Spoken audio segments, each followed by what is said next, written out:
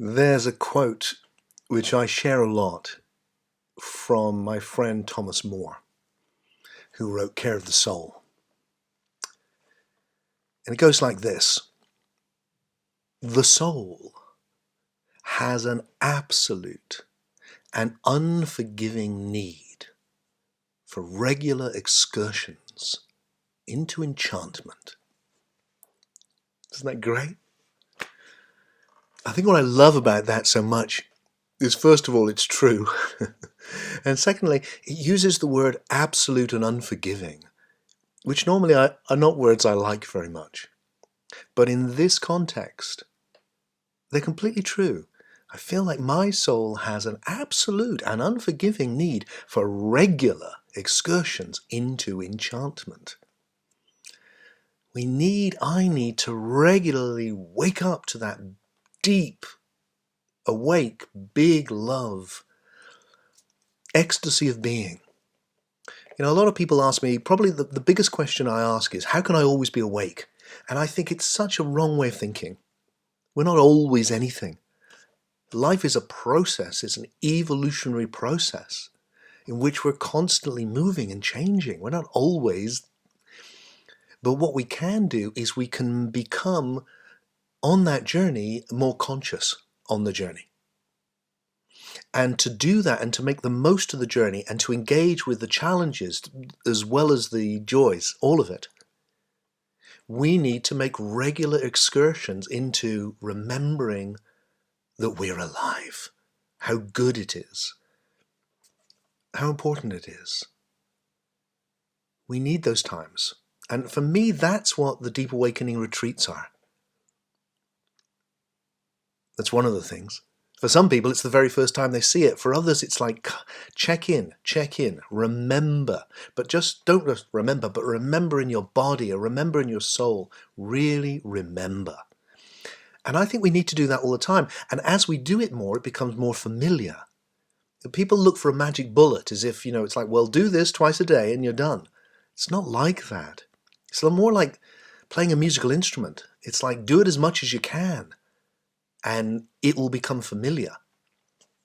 So you need regular things, whatever it is for you: meditation, dancing, poetry, different things at different times.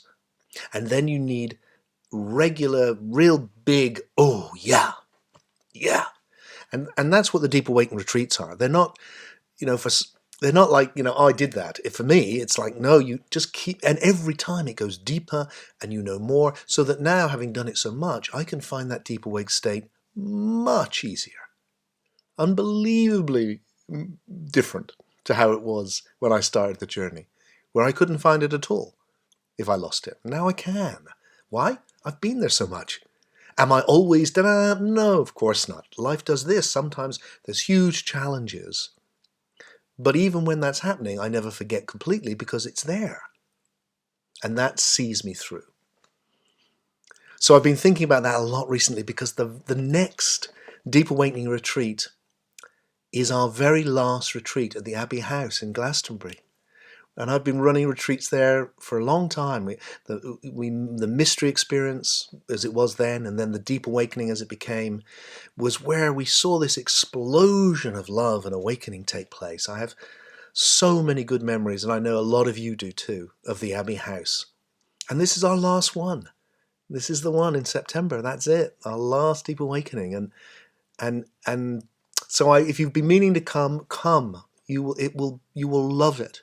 It will be an important experience. You will be so pleased. If you've been before, come and join me again. We've still got some places. Come back and let's gather and go deeper. And let's celebrate that connection with that very special place. I know some of you have been many times. I know already, because I've told me, that there's people who've been working with me with this journey now for almost 20 years, who have chosen to come back to this special retreat to kind of mark that journey. So I think it's going to be a really important one. And the journey, make no mistake about it, has just taken a huge jump forward. Those of you that read the new book know what I mean. If you've been through a Deep Awakening since the new book, you'll know that what I'm teaching has just gone, whoa. So it's going to be all now the same big love, And now, but with this depth of the emergent spirituality philosophy that's in Soul Story, and my ability to share it's getting better and better. So I can now really get it across in a way that was difficult to begin with. But now I'm finding lucid ways of going, get it? And when you get it, boo, it's a beautiful and powerful vision. So that's going to be happening as well. And then on top, I've got this other little thing which seems sweet to me, especially if you've been before, which is that normally we always do these deep connecting practices. But if you choose to, and you don't have to, but if you choose to and you come with somebody, your lover, partner, mother, father, daughter, friend, whoever it is, you could do them all with that one person, apart from the one where we do it all together, of course, but the immersion, but you could do it with that one person. So you see what it's like to go really deep into that particular relationship. So there's going to be a focus also on relationship. So I think this is going to be a breakthrough retreat in September and a fitting way to end this beautiful journey in Glastonbury before we start off the next phase of the journey. And for those of you who are looking at maybe coming to Holland, we're doing the retreat we're doing in after that. The Deep Awakening is we'll also be doing this chance to connect with a particular person. If you don't come with anyone, it doesn't matter. It's fine. You can go into the Deep Awakening process that we do anyway, which is fantastic and should not be missed. But all of it there will be this other element brought by Soul Story. And I can't wait to share that with you because it transforms how you see the purpose of your life.